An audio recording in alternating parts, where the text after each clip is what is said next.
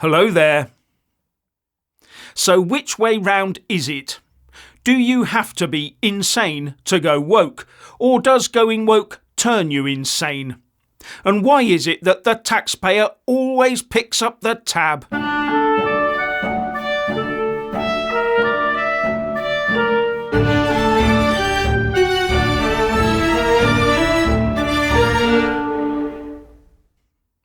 Apart from a minuscule minority of those that lurk in the lefty corners of our political classes and their small cadre of brainless supporters, no one has ever said, "We must have more woke." No one.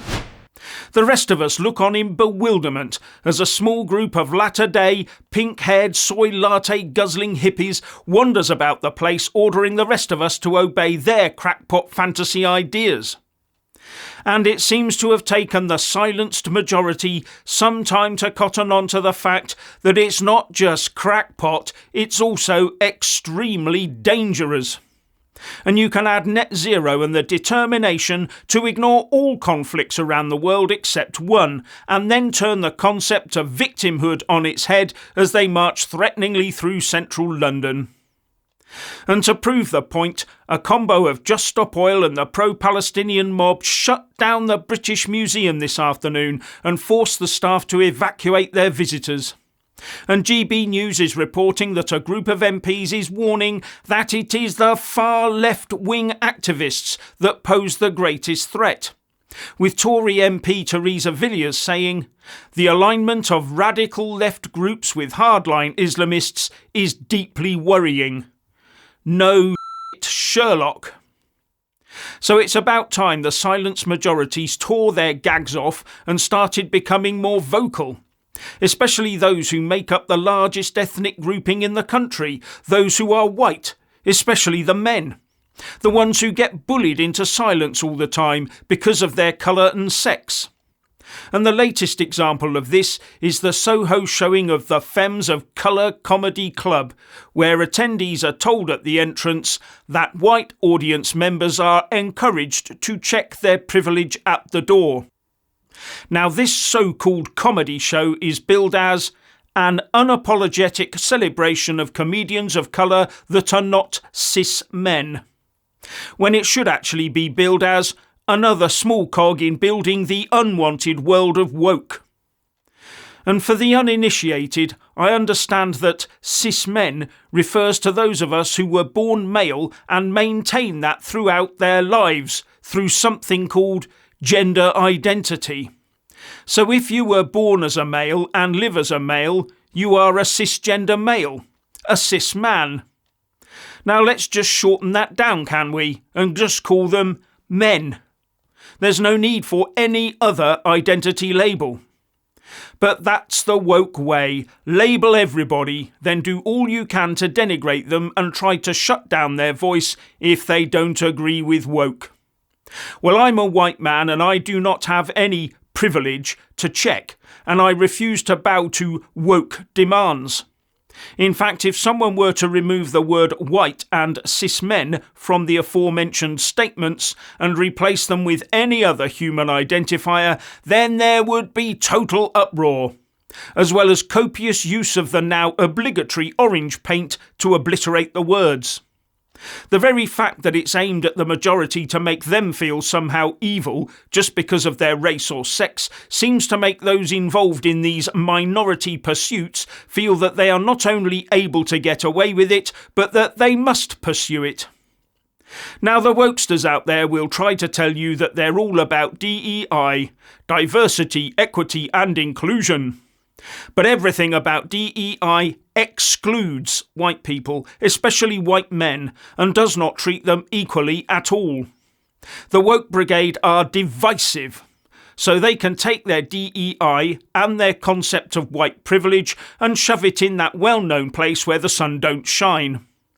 The sooner that dangerous, bigoted stuff is consigned to the dustbin of history, the sooner the rest of us can get along with rubbing along together. At least the theatre concerned relies on takings and donations. Oh, and £614,582 per year from Arts Council England. But there's now another one. According to a taxpayer-funded study, William Shakespeare has published white, able-bodied, heterosexual, cisgender male narratives. So a playwright from around the year 1600, when about 99.7% of the English population was white, writes stuff that reflects the reality around him. This so-called study was conducted by the University of Roehampton for the Arts and Humanities Research Council. And from what I can see, the aim is to reduce the importance of Shakespeare in literature and his traditional views on men and women to allow room to work in more gender diversity. And they're planning on using a play I've never heard of called Galatea, by a writer I've never heard of named John Lilly, who was around at the time that Shakespeare was writing. And Galatea is a queer love story involving two young ladies and a monster that eats fair maidens. Comedian and author Andrew Doyle is quoted in the Telegraph as saying, "A production of Galatea would be welcome, but given that those behind it are already using anachronistic pseudo-religious terms such as cisgender, suggests that it will be a tedious affair.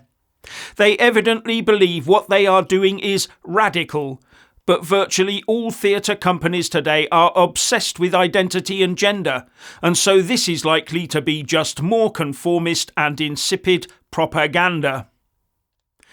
Now, I would just like to point out that Galatea was performed before Queen Elizabeth I in 1588, and it was performed by a troupe of boy actors, even though the story revolves around two young girls. Because up until 1661, it was illegal for women to act on stage professionally. So both Shakespeare and Lilly followed the same male-centric path of the day. Not much for the woke crowd to crow about there, is there? Oh, and Shakespeare wrote Othello, all about a Moorish military commander. Now, the Arts and Humanities Research Council is part of UK Research and Innovation, and it is a non-departmental public body sponsored by the Department for Science, Innovation and Technology. So I'll ask again, which comes first, the insanity or the wokeness? And why, oh why, must the poor, hard-pressed taxpayer always be forced into paying for it? Richard. Excuse me for stating the obvious, but cancer isn't funny, and according to the Daily Telegraph, doctors are warning of some mysterious cancer epidemic engulfing us all, especially young people who wouldn't normally get it. And when you dig down into the stats within the Telegraph article, you find that this has been going on for ever such a long time. Yes, of course, that's what's taking place, which is why it's only been flagged up now, because it's been going on for such a long time. I mean, nothing has changed in the past few years that could have caused this sudden increase we are seeing all around us of cancer. Look, cancer has always been around. It killed my father and two grandfathers, so I don't need reminding of this. And yeah, but how many of you watching this are seeing friends and family members being taken over by mysterious illnesses and turbo cancers, or dropping down brown bread very suddenly? How many of you are seeing streams and streams of friends posting funeral notices of young people on social media? Yeah, me too. Can't figure out why though. Apparently, the King has it as well. Apparently, Fergie has it. And even young Kate Middleton has it. I'm racking my brain to work out why this would be the case. Just like these doctors are who are warning us about this epidemic of cancer engulfing us. Now, some of you nasty and evil conspiracy theorists out there are saying that all these people could have had, including the royal family, could have had multiple doses of the arm-injected cough syrup thingy. And that is the cause. This is the conspiracy theory, of course, not my thoughts. No. And this is the cause, this arm-injected cough syrup, of all these sudden partings and other illnesses. But that cannot be true, because that would mean all those people that pushed and encouraged people to take the cough syrup should face an end very similar to Leon Trotsky. And for that end to be met out in public. So good job, this is just a conspiracy theory, isn't it? Anyway, I would like to go back to what I said at the end of last week's Sunday show and reinforce the message that our greatest expression of resistance against our overlords who are destroying our society and culture and poisoning us, our greatest expression of resistance is to go to church. Yes, go to church! Now, many of you pointed out, quite correctly, the errors within the Church of England under the woke Welby. And yes, I agree. And today I went to an Anglican church. And to be honest, I didn't feel like going today. But my better half, she dragged me along, kicking and screaming. And I thank God that she did, as we were surrounded by some lovely, lovely, warm people and welcoming people. And, the vicar there, he is second to none. And his theology is on point. Yet, the chap whose turn it was to read the prayers gave a load of woke drivel that he concocted, and I most certainly did not agree with that. And I could tell by the vicar's face that he was none too pleased neither. However, I didn't feel the need to tell the vicar the blatantly obvious, and the vicar did indeed deliver the gospel of Christ and not the gospel of woke. But I am sure it will come up in conversation too about these prayers and what was said in it. Because we have to voice our opinions, you see. My point here is that any church, be it Anglican, Baptist, Catholic, whatever, will have humans in it. And therefore it will be flawed. It's always going to be flawed. And church isn't supposed to be some sort of spectator sport. It is supposed to be a place where you give more in your efforts than you receive. You see, if the church is set upright in a good theological state, the people sitting next to you in the pews, they are now your family and, of course, your community. And that means you have a duty to them. And they do as well to you, to look after each other. If you want to know what made Europe such a great place, that is it. Being of one loving family and purpose laid the foundations that made the West great. Ah, but what about all those dodgy priests who did such terrible things to the young? Those predators are everywhere, in every part of society, and will actively seek out positions of power in places like the church or education. They will seek out, positions of power over people so they can get away with their hideous acts. And that means in schools, etc.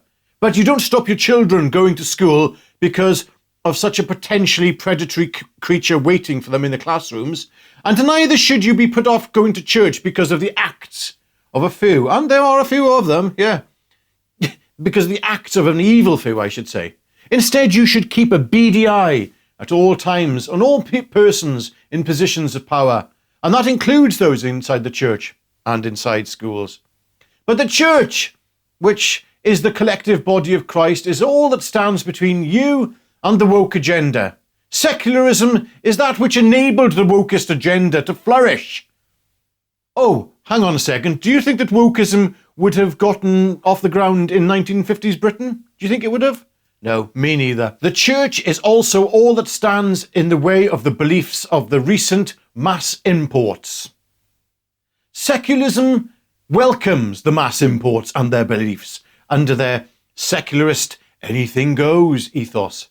And they have a right to their barbarity, which is pushed within their beliefs. Anyway, what do you Larrys and Leannes think about what has been said in today's video? Leave your mumblings and your bumblings in the comment section below for Jeff and I to read. And get yourselves over. Go on. No excuses. Get yourselves over to our Locals channel for extra content. Link in the descriptions box below for our Locals channel. Or help us via Patreon, PayPal and Super Thanks. Links also in the descriptions box below on all that. And God bless each and every one of you. And bye for now. And get to church.